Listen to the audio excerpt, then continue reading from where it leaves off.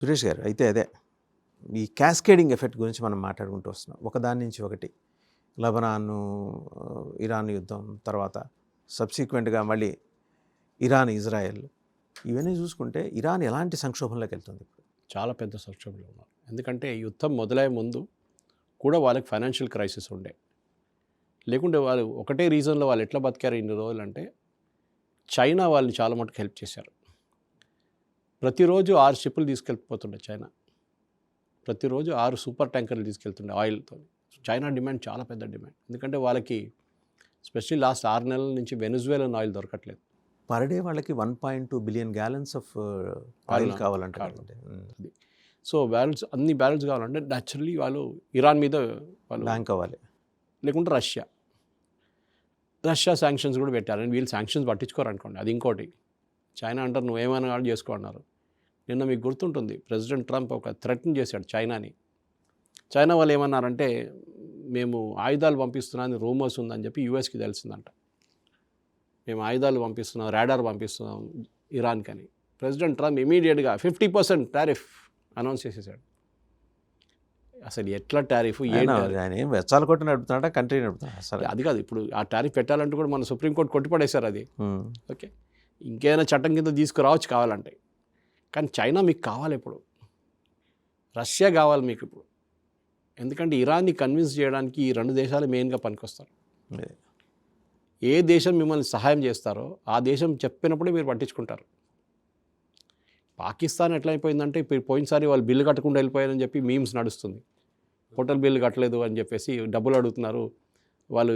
మీకు తెలిసిందే financial crisis Pakistan చాలా పెద్ద. ఇరాన్ కన్నా ఎక్కువ ఫైనాన్షియల్ క్రైసిస్ పాకిస్తాన్లో ఉంది. పాకిస్తాన్ ఫారిన్ ఎక్స్చేంజ్ $224 బిలియన్ అంతే. 4 వారాలు కావాల్సిన సరుకులు కొనవచ్చు ఆయిల్తో సహా, అంతే. They can only import 4 weeks. దాని తర్వాత డబ్బులు లేవు. ఎందుకంటే వాళ్ళకి ఒక రెగ్యులర్గా ఫారిన్ ఎక్స్చేంజ్ లేదు, వాళ్ళకి సోర్స్ లేదు, బయట మ్యానుఫ్యాక్చరింగ్ లేదు, ఏం లేదు వాళ్ళకి. ఎక్స్పోర్ట్ చాలా వీక్. ఎవరన్నా టెర్రరిస్ట్ యూనివర్సిటీలు నడుపుకుంటే వాళ్ళకి 4 డబ్బులు వస్తాయి. అదే. సో ఇప్పుడున్న పరిస్థితుల్లో పాకిస్తాన్ డబ్బు లేదు. దానికోసం పాకిస్తాన్ ప్రైమ్ మినిస్టర్ ఇప్పుడు తిరుగుతున్నాడు ఎక్కడో. ఇప్పుడు ఇవాళ టర్కీలో ఉండాలనుకోండి, నిన్న సౌదీ అరేబియాకి వెళ్ళండి. వాళ్ళ దగ్గర వెళ్ళి చెప్పినంట, అన్న వాళ్ళు యూఏఈ వాళ్ళు $3.2 బిలియన్ మాకు లోన్ ఇచ్చిండు ఎప్పుడో. ఇప్పుడు అడుగుతున్నారు, రోల్ ఓవర్ చేస్తారు వాళ్ళు. ఎప్పుడు 6 నెలలకి వెళ్ళి రోల్ ఓవర్ చేస్తారు. మన మాల్డీవ్స్ ప్రైమ్ మినిస్టర్ ఉన్నాయి చూడండి, మ్యూజు, ఆయన వస్తుంటాడు అప్పుడప్పుడు మన దేశానికి. ముందు మనం చాలా తిట్టాడు మోదీ గారు, గవర్నమెంట్ వచ్చినాడు వాళ్ళని పట్టించుకొని అది ఇది అన్నాడు. ఇండియా అవుట్ క్యాంపెయిన్ నడిపించాడు. కానీ వాళ్ళకి సౌదీ అరేబియా లోన్ ఇచ్చారు. సడన్గా ఒకరోజు ఫోన్ చేసి మాకు లోన్ రిటర్న్ ఇవ్వమన్నారు. మన దగ్గర ఉంటారు చూడు, కొంచెం పర్సనల్ లోన్ తీసుకుని తిరుగుతారు చూడు కొంతమంది. వాళ్ళని ఎట్లా రికవరీ ఏజెంట్ లాగా వచ్చి వాళ్ళు డబ్బులు కావాలంటే మన దగ్గర వచ్చి 50 + 50 100 మిలియన్ తీసుకెళ్ళారు. దాన్ని ఇట్లా రొటేట్ చేస్తున్నాం మనం. అంటే ఇంట్రెస్ట్ కడతారు, కానీ మనం అసలు ఇవాళ కట్టకండి, నెక్స్ట్ 6 మంత్స్ తర్వాత కట్టండి. 6 మంత్స్ తర్వాత కట్టడం, డబ్బులు లేవు వాడి దగ్గర కట్టడానికి. ఇరాన్ సంగతి కూడా ఇంతే. ఇరాన్ సౌదీ అరేబియా దగ్గర వెళ్ళన్నారు. అక్కడ యూఏఈ వాళ్ళు 3.2 బిలియన్ అడుగుతున్నారు. మా దగ్గర అసలు ఏం లేదు. ఓకే, మనం బట్టలు తీసుకొని దొరికితే కూడా 10 పైసలు రాదు మాది, మీరు హెల్ప్ చేయాలంటే సౌదీ అరేబియా అన్నారంటే, okay we will give you 5 billion ఇస్తాం, మేము లోన్ ఇస్తాం మీకు. ఓకే, ఇంకా కావాలంటే కొంచెం ఇస్తాం తర్వాత కూడా. మీరు పని చేయండి, ఈ డబ్బులు తీసుకెళ్ళి, వీళ్ళు డబ్బులు ఇవ్వకపోతే రేపు మేమేం చేయాలి? యూఏఈకి పాసిబిలిటీ తెలిసిపోయింది మీరు ఇవ్వరని చెప్పేసి, దానికోసం మీ దగ్గర అడుగుతున్నాడు. పని చేయండి, మీరు ఒక 15 F-16లు J-15లు అన్నీ ఉన్నాయి కదా, అది తీసుకొచ్చి ఇక్కడ పెట్టండి మా దగ్గర కొలాటరల్ లాగా. ఇంకా 4,000 మంది మీ సైనికులు ఉన్నాయి, వాళ్ళు కూడా పంపించండి ఇక్కడికి. షబాజ్ షరీఫ్ ఏం నో అని చెప్పలేడు. ఎందుకని అడిగితే లాజిక్ ఇది, యుఎస్ మమ్మల్ని ప్రొటెక్ట్ చేయాలండే అని సౌదీ అరేబియా అంటున్నాను, crown prince Mohammed bin Salman. US మమ్మల్ని కాపాడుకోవాలండే, వాళ్ళకి బేస్లు ఇచ్చాం మేము సౌదీ అరేబియాలో, 1 కాదు 2 కాదు 3 ఇచ్చాం. వాళ్ళు కానీ మా వైపు వచ్చిన ఒక్క మిసైల్ కూడా వాళ్ళు ఆపలేరు. వాళ్ళ పని చూసుకుంటున్నారు, వాళ్ళ బేస్ మీద కొట్టినప్పుడు వాళ్ళు కాపాడుకుంటున్నారు, కానీ మమ్మల్ని హెల్ప్ చేయట్లేదు. మేము బేస్ దానికి ఇచ్చాం వాళ్ళకి, మమ్మల్ని కాపాడుకోవాలి. వాళ్ళంటే మీరు చూసుకోండి ఇరాన్ పని, మాకు పని చాలా ఉన్నాయి ఇక్కడ అని చెప్పేసి. మీరు పని చేయండి, మీ ప్లేన్లు మీ 4,000 మందిని ఇక్కడ పెట్టండి. నెక్స్ట్ టైం ఇరాన్ మిసైల్ కొట్టినప్పుడు మీరు చూసుకోండి, మీ ప్లేన్లతో సహానో లేకుంటే మీకు ఏమైనా సోర్స్తో ఉండే యాంటీ ఎయిర్క్రాఫ్ట్ కానీ ఏదైనా యూజ్ చేసి మీరు దాన్ని కొట్టుపడేసేయండి. మా దగ్గర మనుషులు లేరు, చాలా తక్కువ. మా దగ్గర మిసైల్స్ కూడా ఆల్మోస్ట్ అయిపోయినాయి. మేము ఇంకా ఎక్కువ దీని మీద ఖర్చు పెట్టాం. మీరు పని చేయండి, మీకు 5 బిలియన్ ఇస్తున్నాం కదా, ఇదన్నీ తీసుకొచ్చి ఇక్కడ పెట్టండి. పాకిస్తాన్ ఇప్పుడు ఆ పరిస్థితికి వచ్చేసారు. ఇటువైపు తీసుకొచ్చి పెట్టగలుగుతాం మరి. పెట్టేశారు చేసేసారు వాళ్ళు, లేకుంటే డబ్బులు ఇయ్యరు కదా. మీరు కొలాటరల్ ఇచ్చేదాకా సౌదీ అరేబియా డబ్బులు ఇయ్యరు మీకు. యూఏఈ ఎందుకు అడిగారంటే యూఏఈకి సౌదీ అరేబియాకి పెద్ద గొడవ నడుస్తుంది, మీకు తెలిసిందే, యమన్ దగ్గర నడుస్తుంది. ఓకే, సో ఆ ఒక గొడవలోనే చాలా మటుకు వీళ్ళిద్దరికీ పడట్లేదు అస్సలు. సో న్యాచురల్ యువర్ ఎనిమీ అట్లా అయిపోతుంది అన్నమాట. ఇది దానికోసం మన యూఏఈ చూడండి, మన ఇండియా వైపు చాలా ఫ్రెండ్లీగా ఉంటారు వాళ్ళు. వాళ్ళకి తెలిసిపోయింది వీళ్ళు ఇద్దరు నడిమిట్లో మనం ఇండియాతో ఉంటే బాగుంటుంది, రేపు సహాయం కావాలంటే ఇండియా చేస్తారు మాకు అని చెప్పేసి వాళ్ళకి తెలుసు, యూఏఈకి తెలుసు. అది సౌదీ అరేబియాతో అంత ఫ్రెండ్లీగా లేరు మనం. దానికోసం వీళ్ళిద్దరు ఒప్పందం కూడా చేసుకున్నారు, మీకు గుర్తుంటుంది, సౌదీ అరేబియా అండ్ పాకిస్తాన్. అవును, డిఫెన్స్ ప్యాక్ట్. మా మీద ఎవరైనా దాడి చేస్తే మీ మీద దాడి చేసినట్లనే మిమ్మల్ని మేము వచ్చి కాపాడుకుంటామని. కానీ సౌదీ అరేబియా దగ్గర అంత పెద్ద ఆర్మీ ఏం లేదు కాపాడుకోవడానికి. వాళ్ళ దగ్గర ఎయిర్క్రాఫ్ట్ ఉండొచ్చు, ఆర్మీ లేదు వాళ్ళ దగ్గర. So anyway the story is now Iran crisis. Strait of Hormuz block చేసేసారు. నౌ మన క్రిప్టో కరెన్సీ గురించి మాట్లాడాం, how Iran gets its revenue మాట్లాడాం. ఇప్పుడు ఇరాన్ దగ్గర డబ్బులు లేవు. Iran food inflation is around 70%. Iran currency almost 80% పడిపోయింది వాల్యూలో. మనం ఒక ప్రొటెస్ట్ జరిగింది ఒక 3-4 నెలల ముందు, మనకు గుర్తుంటుంది మీకు, ప్రెసిడెంట్ ట్రంప్ చెప్పారు help is on the way అనగానే మనం ఏమనుకుంటాం అంటే ఇరాన్లో ఇనిషియల్ న్యూస్ ఏం బయటికి రావట్లేదు ఎక్కువ. అక్కడ ఉన్న యూనివర్సిటీలో ఉన్న యంగ్స్టర్స్ జెన్జీ వాళ్ళు వచ్చి ప్రొటెస్ట్ చేశారని మన దగ్గర చాలా మటుకు మీడియా వాళ్ళు హైప్ చేశారు. కాదంట, చనిపోయిన వాళ్ళు చాలామంది బాజారీ అంటే ట్రేడర్స్. వాళ్ళు అంటున్నారు మా దగ్గర ఉన్న సరుకు ఎవరు కొనట్లేదు, ఎవరి దగ్గర డబ్బులు లేవు. ఓకే, పెద్ద ఒక ట్రక్లో తీసుకొస్తే ఒక బ్రెడ్ లోఫ్ ఇవ్వచ్చు, అంత డబ్బులు కావాలి మనకు. మా దగ్గర ఎవరు కొనడానికి, ఇన్ఫ్లేషన్ చాలా హై అయిపోయింది, మేము ఎట్లా బతకాలి, కరెన్సీ వాల్యూ లేదు. అక్కడ నడిచింది గొడవ ఫస్ట్. ఇప్పుడు ఇరాన్ దగ్గర డబ్బులు లేవు. నేను చెప్పాను చూడండి, వాళ్ళు బ్లాక్ చేసేసారు, షిప్స్ బ్లాక్ చేసేసారు. వాళ్ళు ఇప్పుడు షిప్ వెళ్ళనియట్లేదు, రానియట్లేదు. మనం ఎప్పుడు మాట్లాడుతున్నాం, మనం అనుకుంటాం, మనం ఎప్పుడు ఆయిల్ గురించి ఆలోచిస్తున్నాం, ఆయిల్ అని కాదు. కంటైనర్ కార్గో ఉంది. ఇరాన్కి బియ్యం కావాల్సి వస్తుంది, గోధుమలు కావాల్సి వస్తుంది, అన్నీ, everything under the sun they need, like other Arab countries also. కానీ ఎవరు ఇస్తారు, తీసుకొస్తే కదా, వెళ్ళట్లేదు, షిప్స్ని వెళ్ళనియట్లేదు. ఎన్ని రోజులు వాళ్ళ ప్రజలు ఎట్లా బతుకుతారు? ఆకలితోనే ఒక రోజు రోడ్డు మీదకి వచ్చేస్తారు వీళ్ళందరూ. అది US plan. We'll force the people to come on the road without their boots on ground. So వాళ్ళ స్ట్రాటజీ అన్నమాట. దానికోసం ఇరాన్ ఇప్పుడు టాక్స్ ప్రపోజ్ చేస్తున్నారు. అది కూడా 2 రోజులు కలుద్దాం, ఏదో వారం తర్వాత 10 రోజుల తర్వాత కాదు, 2 రోజులు కలుద్దాం. ఎందుకంటే ఈ సీజ్ ఫైర్ అనేది ఒక వారంలో అయిపోతుంది. దాని తర్వాత అమెరికాడు కొడతాడు, ఆ భయం ఉంది. ఇది నడుస్తున్నప్పుడు ఇరాన్ అక్కడ కూడా ఇంటర్నల్ టస్సులు, అక్కడ చాలా పెద్ద టస్సులు నడుస్తుంది. అంటే ఐఆర్జీసీ నడిమిట్లో అండ్ ఈ కొంచెం moderate faces like the foreign minister, వాళ్ళ ప్రెసిడెంట్, వాళ్ళ స్పీకర్, పార్లమెంట్ స్పీకర్ కూడా ఫార్మర్ ఐఆర్జీసీ కమాండర్. కానీ వాళ్ళందరూ కొంచెం రిఫైన్ అయ్యారు, వాళ్ళు ప్రాక్టికల్గా ఆలోచిస్తారు. కానీ IRGC the original hard core ఉంటారు జూనియర్ ప్లస్ ముల్లాస్, వీళ్ళు ఇప్పుడు కూడా అంగీకరించట్లేదు. No, we will fight. ఏం ఫైట్ చేస్తారు? You are finished literally. మీ దగ్గర నుంచి న్యూస్ బయటికి రావట్లేదు. లేకుంటే ఏదో రోజు అక్కడున్న ప్రజలు బీబీసీ పర్షియన్ సర్వీస్తో మాట్లాడతారు వాళ్ళు. నేను అది కొన్ని బ్రాడ్కాస్ట్లు వింటూనే అప్పుడప్పుడు. వాళ్ళు ఇంగ్లీష్లో కూడా ట్రాన్స్లేట్ చేస్తారు వాళ్ళు. అక్కడున్న ప్రజలు ఏమంటున్నారంటే గాజా కన్నా దారుణం ఉంది పరిస్థితి మాత్రం. మీ గాజా చూస్తున్నారు ఎందుకంటే లైవ్గా చూపిస్తారు, అక్కడ ఇంటర్నెట్ రెస్ట్రిక్షన్ ఏం లేదు. మా దగ్గర ఇంటర్నెట్ రెస్ట్రిక్షన్ February 28 నుంచి ఇంటర్నెట్ లేదు మాకు. How about milk and daily needs? ఏం లేదు సార్, అక్కడ చాలా దారుణం అంట పరిస్థితి. చిన్న పిల్లలు చాలా దారుణం అంట పరిస్థితి. సో దానికోసం సడన్గా Iran is now agreed for talks. But platform is not right. Platform కదా, uranium will be the question. నేను అనుకుంటాను ఇప్పటికి క్రైసిస్ నుంచి బయటపడడానికి we will agree for 10 years. 10 years దాకా మా యురేనియం, 10 సంవత్సరాల దాకా మా యురేనియంని మేము హయ్యర్ గ్రేడ్కి, ప్యూరిటీకి తీసుకెళ్ళాము. ఉన్న యురేనియంని ఏం చేస్తారు, అది రష్యాకి పంపించేస్తాం. ఒప్పుకున్నారా రష్యాకి? Russia was agreed. అప్పుడే రష్యా చెప్పారు అప్పుడు మా వైపు నుంచి కూడా ఎఫర్ట్ ఉంటుంది. Russia is also very smart. Vasudevan గారు, పుటిన్ ఏమనుకుంటున్నాడు, దీని తర్వాత ఈడొచ్చి దండం పెడతాడు మా ముందు Trump. Sir thank you very much for sorting out this mess. China కూడా వెళ్తున్నాడు ఆయన ట్రంప్. చైనీస్ ప్రెసిడెంట్ నన్ను హగ్ చేస్తాడంట అని చెప్పాడు, అన్నాడు కదా, చేస్తాడు. హ్యాపీ టు హగ్ మీ అని, give me a big hug అంట. ఎందుకంటే యుద్ధం ఆపాను కదా నేను. సో రష్యా కూడా దీంట్లో వస్తారు, కానీ రష్యా కండిషన్ పెడతారు. ఆడు జెలెన్స్కీ ఉన్నాడు కదా, వాడికి మీరు డబ్బులు ఇవ్వకూడదు. ఆల్రెడీ ట్రంప్ చెప్పేశారు, దీని తర్వాత జెలెన్స్కీ లేడు, నేటో లేదు, ఎవరు లేరు, నేను ఎవరిని సహాయం చేయను అన్నాడు. మేము మా పని చూసుకుంటాము అంతే. సో నేటో డబ్బులు ఇవ్వాల్సి వస్తుంది, నేటో ఇవ్వరు జెలెన్స్కీకి, 1-2 సంవత్సరాలు ఇస్తారు, దాని తర్వాత ఇవ్వరు. So Zelensky will be in trouble. So యుద్ధం మిమ్మల్ని మేము హెల్ప్ చేస్తాం, మమ్మల్ని కూడా మీరు హెల్ప్ చేయండి అని పుటిన్తో కండిషన్ పెడతారు. అది బహుశా ఆల్రెడీ ఉంది, దానికోసం Putin is agreed now. Okay, China కూడా అంతే. నిన్న అన్నారు China is so happy that I'm blocking the straight of Hormuz. ఎట్లా హ్యాపీ అవుతారండి? చైనీస్ షిప్స్ అక్కడి నుంచి వెళ్తుంటుంది, బయటకు వస్తుంది, మీరు వాళ్ళని ఆపితే చైనా హ్యాపీగా ఎట్లా ఉంటారు? నో వన్స్ ఫర్ ఆల్ మేము ఈ ప్రాబ్లమ్ సార్ట్అవుట్ చేస్తున్నాం. దానికోసం ఇప్పుడు వాళ్ళు అక్కడ ఇక్కడ అడుక్కొని తింటున్నారు, ఆయిల్ కోసం అక్కడ తిరుగుతున్నారు, వెనుజువేలా లేదు, రష్యా దగ్గర వెళ్తున్నారు.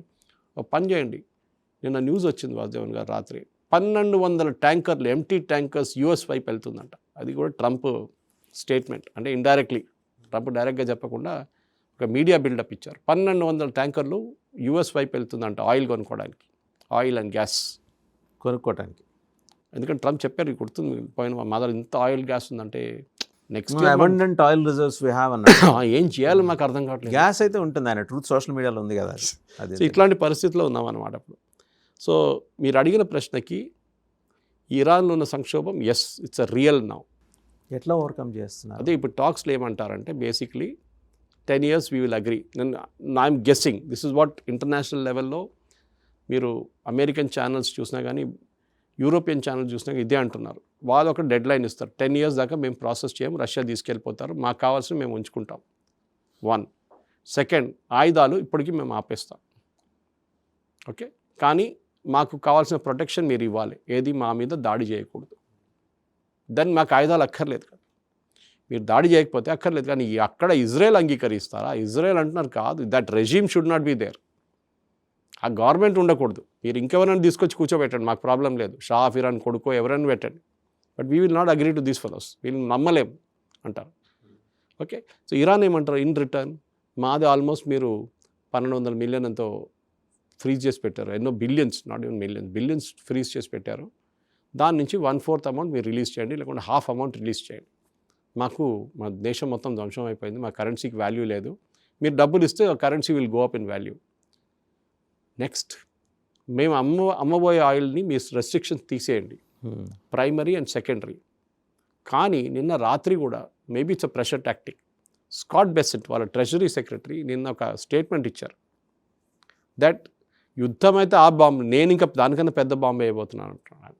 ట్రెజరీ వైపు నుంచి ఏం చేస్తారంటే, ఏ దేశమైనా ఇరాన్తో డీల్ చేసుకుంటే వాళ్ళ మీద టారిఫ్లు, వాళ్ళ మీద ఫైన్లు, వాళ్ళ అన్ని శాంక్షన్స్ పెట్టేస్తాం వాళ్ళ మీద. మీరు చైనీస్ని ఆపి చూడండి, ఇప్పుడు కూడా అదే, ఆ రోజు మనం మాట్లాడాం దీని గురించి. చైనీస్ లోపలికి వెళ్ళి బయటకు వచ్చే చైనా షిప్ ఆపమనండి, ఆ రోజు మనం చెప్పింది జరిగింది కూడా నిన్న. రేపు చైనీస్ ఒక డెస్ట్రాయర్ని పంపిస్తారు దాంతోపాటు, అంటే ఒక నేవీ షిప్ని, మీరు ఆపుతారా? రష్యా పంపిస్తాడు ఒకటి, రష్యా అక్కడ పనేం లేదనుకోండి, వాళ్ళకి కావాల్సిన ఆయిల్ వాళ్ళ దగ్గర ఉంది, కానీ రష్యా ఒక షిప్ పంపించింది, మీరు రష్యన్ షిప్ని ఆపుతారా? నువ్వు ఇరాన్ నుంచి వచ్చినావు, ఇరాన్కి వెళ్తున్నావు అంటే సారీ వీఆర్ రష్యన్స్ అంటాడు వాడు. ఏదో చిన్న కంట్రీ కాదు మేము, ఏదో సింగపూర్ ఇండోనేషియా కాదు మేము, ఇది గుర్తుపెట్టుకోవాలి. సో ఈ పొజిషన్ ఎట్లా వచ్చిందంటే, ఇప్పుడు వాసుదేవన్ గారు ఈ టాక్స్ ఇస్లామాబాద్లో మొదలవుతుందని ఇప్పుడు మన ఈయన వెళ్ళారు, ఫీల్డ్ మార్షల్ వెళ్ళారు అక్కడ, ఆయన వెళ్ళి ఇరాన్లో మాట్లాడుతున్నారు, ఏం మాట్లాడతారో తెలియదు. ఇరాన్ వెళ్ళాడా? నిన్న వెళ్ళారు నిన్న. సో హీజ్ అదే సేమ్ లెటర్ తీసుకెళ్ళి ఉంటాడు ఆయన, వీళ్ళు ఇచ్చిన లెటర్ వాడి ఇచ్చిన లెటర్ వీడు తీసుకొని మీరు రండి టాక్స్ నడుపుదాం. ఇప్పుడు దాన్ని ప్రాసెస్ అంటున్నాం, టాక్స్ కాదు. షబాజ్ షరీఫ్ ఏమో అక్కడ డబ్బుల కోసం తిరుగుతున్నాడు, ఇక్కడ సౌదీ అరేబియా నుంచి టర్కీకి వెళ్తున్నాడు ఇవాళ. ఆయన వచ్చి వీకెండ్లో మనం చెప్దాం, టాక్స్ పెడదాం. కానీ వాసుదేవన్ గారు ఈ టాక్స్కి నేను అనుకుంటాను, అండ్ ఇంటర్నేషనల్ ఎక్స్పర్ట్స్ కూడా అంటున్నారు దట్ టైం పడుతుంది. ఇది 1 రోజులో 2 రోజులు సార్ట్అవుట్ కాదు, మినిమం 1 నెల పాటు మాట్లాడాల్సి వస్తుంది, that to technical level. JD Vance వచ్చి డైలీ కూర్చోలేడు అక్కడ, ఆయనకు చాలా పనులు ఉంటాయి యాజ్ అ వైస్ ప్రెసిడెంట్. ఆయన మొన్న వచ్చాడు, వెళ్ళిపోయాడు, రావటమే గొప్ప. ఇప్పుడు వాళ్ళు నెక్స్ట్ లెవెల్ ఆఫీషియల్స్ని పంపిస్తారు, ఎవరు? Trade, technical, radio active experts, అంటే యురేనియం అంతా హ్యాండిల్ చేసేటోళ్ళు, అది కాకుండా మిస్సైల్ టెక్నాలజీ గురించి తెలిసిన వాళ్ళు, ఈ టెక్నికల్ టీమ్స్ని పంపిస్తారు, వాళ్ళు మాట్లాడతారు. ఇప్పుడు they will speak the language. Obama did that only. Obama ఆ ఒప్పందం, జేసీపీ ఒప్పందంలో లాస్ట్ స్టేజెస్లో ఒక 8 నెలల పాటు it was only technical expert. Iran technical expert, వీళ్ళ వాళ్ళు కూడా మాట్లాడారు. మీ యురేనియం ఎక్కడ ఉంది, ఫోర్దోలో ఉందా, ఇస్ఫహాన్లో ఉందా, తెహరాన్లో ఉందా, ఎక్కడుంది చెప్పండి. ఇక్కడ ఉంది. అచ్చా, ఓకే, రైట్. అది ఎట్లా తీస్తాం మనం బయటికి, అది ఎట్లా బయటకు తీసుకురావాలి, ఓకే ఇట్లా చేయొచ్చు మనం, ఎన్ని నెలలు చేయవచ్చు. యాజ్ గ్రాన్యులర్ డీటెయిల్స్కి వెళ్ళాల్సి వస్తుంది. ఏదో ఓవర్ ద టాప్ మంచి మాట్లాడి షేక్ హ్యాండ్ చేసి బిర్యానీలు తినేసి వెళ్ళి there is no use. There has to be a down to earth completely talks ఉండాలి. అది జరిగితేనే ఈ ఒప్పందానికి రావచ్చు. ఎందుకంటే దీనికి చాలా ప్రెషర్ మనం ఎప్పుడు మాట్లాడుతున్నాం. ఒకటి సౌదీ అరేబియా నుంచి చాలా ప్రెషర్ ఉంది. ఎందుకంటే ఇప్పుడు ఇరాన్ ఏమన్నారంటే, అది ఇరాన్ రెవల్యూషనరీ గార్డ్స్, మీరు ఇటువైపు మీరు ఆపితే, మీరు ఆల్రెడీ ఆపేశారు, ఓకే, స్ట్రెయిట్ ఆఫ్ హార్ముజ్ బయట మీరు క్లోజ్ చేసేసారు గేటు, మేము అటువైపు రెడ్ సీ ఉంది, మీకు గుర్తుపెట్టుకోండి, బాబల్ మందబ్ ఉంది అటువైపు, మీ ఒక పైప్ లైన్ వస్తుంది, east west pipeline Saudi అరేబియాది, $6 billion 6 million barrels per day handle చేస్తున్నారు వాళ్ళు. మేము ఆ రెడ్ సీ బంద్ చేసేస్తాం. మా హూతీలు ఉన్నారు అక్కడ, వాళ్ళకి చెప్పేస్తాం ఏ షిప్ అయినా వెళ్ళినట్టు కొట్టేసేయండి అని. ఇప్పుడు ఈ హూతీలను చేయట్లేదు. ఎందుకంటే that Red Sea is very crucial. అక్కడి నుంచి సూయజ్ కెనాల్కి వెళ్తుంది. అండ్ సూయజ్ కెనాల్లో వాసుదేవన్ గారు పెద్ద షిప్స్ హ్యాండిల్ చేయలేరు. అది దట్ వాజ్ మ్యాన్ మేడ్ కదండి. It's man made. It's huge technological achievement. ఎందుకంటే లేకుంటే మీరు మొత్తం ఆఫ్రికా తిరిగి వెళ్ళాలి, యూరోప్కి వెళ్ళాలంటే. ఇప్పుడు మీరు ఏషియా నుంచి డైరెక్ట్ వెస్ట్ ఏషియా నుంచి gallons of water needs to be pumped. అది బ్యాలెన్స్ చేయాల్సి, సీ లెవెల్స్ డిఫరెంట్ ఉంది. వరల్డ్లో 2-3 చోక్ పాయింట్స్ ఉంది. నిన్న సింగపూర్ ఒక ఎంపీ మాట్లాడుతూ చాలా బాగా మాట్లాడారు, ఆయన వివియన్ అని చెప్పి. ఆయన అదే చెప్పారు, మన దగ్గర మలకా స్ట్రేట్స్ ఉంది, సింగపూర్ స్ట్రేట్స్ ఉంది. సింగపూర్ స్ట్రేట్స్, మలకా స్ట్రేట్స్ కలుపుకుంటే లోకంలో వెళ్ళి ఇప్పుడు మీరు you're talking of strait of Hormuz, 20% fuel ఇక్కడి నుంచి వెళ్తుంది. 20% ఏంటి, 40% తిరుగుతుంది మా దగ్గర. ఇటు నుంచి వెళ్ళాలి కదా. మేము బంద్ చేసామనుకోండి సింగపూర్ స్ట్రేట్స్ లేకుంటే మలకా స్ట్రేట్, మీరు కొడుకులు ఏడుస్తారు మీరు అందరు కలిసి. అండ్ అక్కడ మీకు 32 కిలోమీటర్లు ఉన్నాయి విడ్త్, ఇక్కడ 2 కిలోమీటర్లు ఉన్నాయి విడ్త్. నాకు ఆపడానికి చాలా ఈజీ ఇక్కడ, కానీ మేము చేయం. ఎందుకంటే we have signed United nations convention ఒకటి ఉంది, ఓషన్ లా అని, దాన్ని సైన్ చేసాం, సంతకం మేము పెట్టాము, మేము సిగ్నేటరీస్ మేము. సో ఇటువైపు పెనామా కెనాల్ ఉంది, దట్స్ ఆల్సో చోక్ పాయింట్. మీకు గుర్తుండేది, ట్రంప్ వీళ్ళు పెద్ద గొడవ రాగానే దాని పనామా కాదు, దాన్ని గల్ఫ్ ఆఫ్ మెక్సికో కాదు, ఇట్స్ గల్ఫ్ ఆఫ్ అమెరికా అని చెప్పి ఏదో పేర్లు పెట్టుకున్నారు. ఇట్లాంటి చోక్ పాయింట్స్ చాలా క్రూషియల్ ఉంటుంది. సో బాబల్ మందబ్ బంద్ చేసి రెడ్ సీ బంద్ చేస్తే హూతీలు, Saudi Arabia will get hit. మిగతా ఎవరికి ఏం ఇంపాక్ట్ ఉండదు. సౌదీ అరేబియాకి అన్నిటికంటే పెద్ద ఇంపాక్ట్. ఆఫ్కోర్స్ ఇరాక్ నుంచి ఇటువైపు నుంచి వెళ్తున్న ప్రతి షిప్, సూయజ్ కెనాల్ వెళ్తున్న షిప్లు అన్నీ ఇంపాక్ట్ అవుతుంది. అండ్ సూయజ్ కెనాల్లో ఈ కార్గో మనం చెప్తారు కంటైనర్ కార్గో ఎక్కువ ఉంటుంది, ఈ ఆయిల్ కార్గోస్ ఎక్కువ తిరగదు. ఎందుకంటే వీటికి సూపర్ ట్యాంకర్స్ కావాలి మీకు. ఆ సూపర్ ట్యాంక్ విడ్త్ సూయజ్ కెనాల్కి లేదు, సరిపోదు, చిన్నదే పోతుంది. చిన్న షిప్స్లో మీరు ఈ ఆయిల్ పంపించితే మీకు ఎకానమీస్ ఆఫ్ స్కేల్ ఉండదు, లాస్ ఉంటుంది, చాలా మటుకు నష్టాలు జరుగుతాయి. దానికోసం పెద్ద super tankers, extra large super tankers వాడతారు ఓపెన్ సీలో వెళ్ళడానికి. అది మీకు బాబన్ మందబ్ నుంచి వెళ్తే సూయజ్ కెనాల్ కూడా చిక్కిపోతారు. So they don't use it.